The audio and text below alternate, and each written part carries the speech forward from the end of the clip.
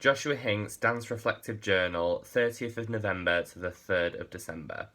So, throughout the course of this week, we were mainly focusing on refining and pulling the last parts of our Sleeping Beauty piece together, especially including the new inclusion of costumes and props.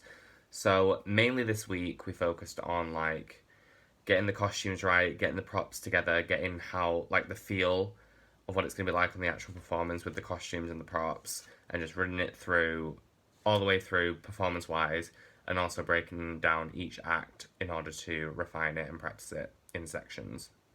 We've done this to get a feel of what it's going to be like on the actual performance and see if the costumes work, and if we can also, because for each decade, 1904,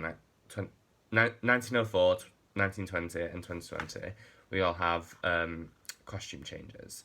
So we wanted to know if the costume changes will work within the short space of time that we have in between each act, so we'll be able to see, if it works. So my contributions to this was my own costume inputs. So originally I had an idea of creating a Victorian kind of Baroque inspired outfit for Count Lilac for Act 1.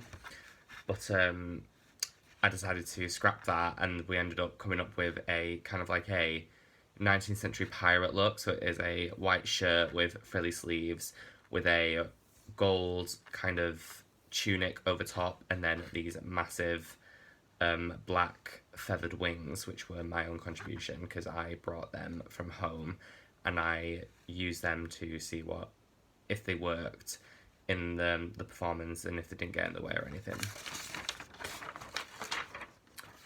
So the audience will see my ideas because Count Lilac is the king of the fairies, and he's meant to be majestic and powerful. So my costume, it has gold and black elements, which are the colours of royalty. And that will kind of show the audience that I'm meant to be royalty. And the size of my wings, they do come out quite past my shoulders, so they are quite large.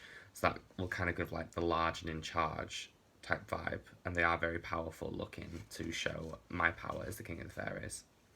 So I've done this just by showing off my costumes and wearing my costumes throughout all our run-throughs, and further developing my character through my dance. Count Lilac, like I said, is a very powerful being and a very powerful presence, but he also has a kind of kind and gentle side to him because he is Aurora's protector. So I will show this to the audience through my expression, through my dance, as well as having the costumes to elevate that. So I've used my research for it because I've researched that Count Lilac is Aurora's protector and he's the king of the fairies, so automatically you think that he's going to be powerful yet protective over Aurora. So that's how my research worked in. So the problems that occurred during this was in fact the costume changes through each act. Because there is not a lot of time between each act to get changed, we've had to struggle getting each costume on, because I'm wearing a white shirt for the first act, then I have to take that off and put another white shirt on along with a tie and trousers.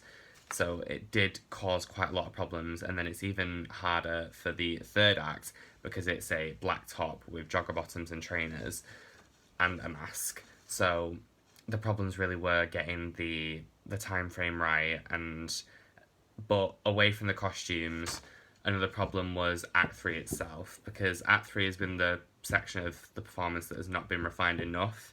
So I feel like I need to spend more time refining the material for Act 3 and getting every single move ready for the performance in 2 weeks. So my action plan is to fully rehearse Act 3 and get it spot on, but also keep on practicing with my costumes and see if my wings and the costume changes work. Another problem that I did encounter was, in fact, the tie for Act 2. I just don't think it's in the style of Charleston and for that act. So I feel like we need another costume element like braces or a gangster hat that would look more classic 1920s, because in a tie, I feel more kind of like a schoolboy or a Mormon rather than a 1920s gangster.